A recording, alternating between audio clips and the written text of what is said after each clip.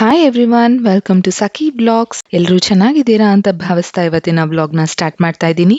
ಇವತ್ತಿನ ಬ್ಲಾಗಲ್ಲಿ ನಾನು ಟೇಸ್ಟಿ ಆಗಿರುವಂತಹ ಖಾರ ಬಾತ್ ಹೇಗೆ ಮಾಡೋದು ಅನ್ನೋದನ್ನ ತೋರಿಸ್ಕೊಡ್ತೀನಿ. ಈ ವಿಡಿಯೋನ ಎಲ್ಲೂ ಸಹ ಸ್ಕಿಪ್ ಮಾಡದೆ ಪೂರ್ತಿಯಾಗಿ ನೋಡಿ, ಹಾಗೆ ಸಖಿ ಬ್ಲಾಗ್ಸ್ನ ಸಬ್ಸ್ಕ್ರೈಬ್ ಮಾಡಿ.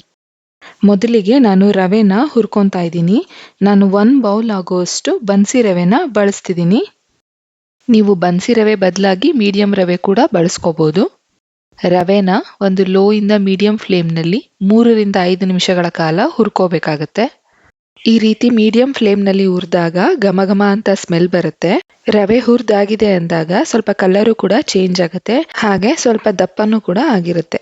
ಈಗ ಖಾರ ಬಾತ್ ಮಾಡೋದಕ್ಕೆ ಒಂದು ಪಾತ್ರೆಗೆ ಒಂದು 5 ಟೇಬಲ್ ಸ್ಪೂನ್ ಆಗುವಷ್ಟು ಸನ್ಪ್ಯೂರ್ ಆಯಿಲ್ನ ಹಾಕೊತಾ ಇದ್ದೀನಿ.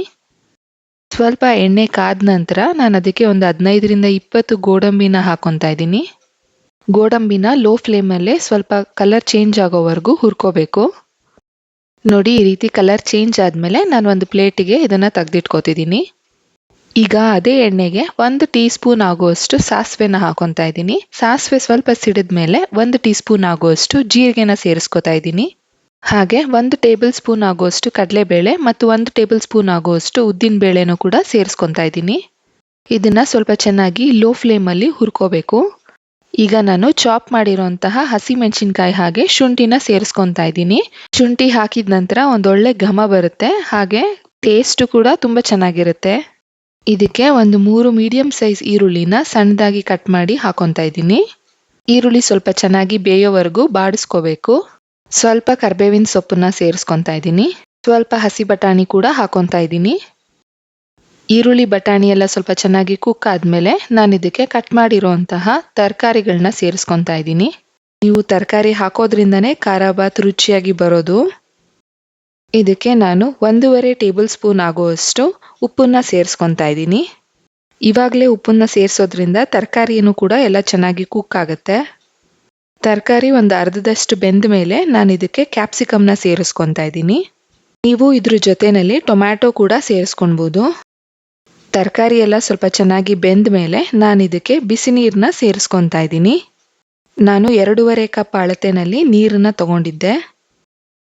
ಒಂದು ಕುದಿ ಬರ್ತಿದ್ದ ಹಾಗೆ ನಾನು ಇದಕ್ಕೆ ಕಟ್ ಮಾಡಿರುವಂತಹ ಕೊತ್ತಂಬರಿ ಸೊಪ್ಪನ್ನ ಸೇರಿಸ್ಕೊತಾ ಇದ್ದೀನಿ. ಈ ರೀತಿ ಚೆನ್ನಾಗಿ ನೀರನ್ನ ಮಳ್ಳಿಸ್ಕೋಬೇಕು. ಈಗ ನಾನು ಆಗ್ಲೇ ಹುರಿದಿಟ್ಟಿರುವಂತಹ ಬನ್ಸಿ ರವೆನ ಇದಕ್ಕೆ ಸೇರಿಸ್ಕೊಂಡಿದ್ದೀನಿ.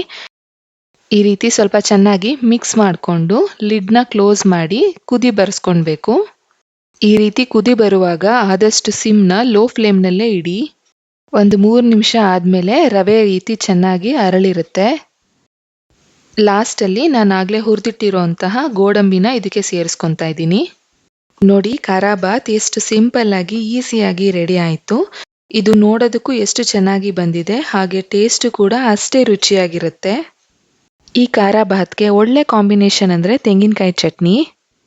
ನೀವು ತಿಂತಿದ್ರೆ ಮತ್ತೆ ಮತ್ತೆ ಇಷ್ಟಪಟ್ಟು ತಿಂತೀರಾ.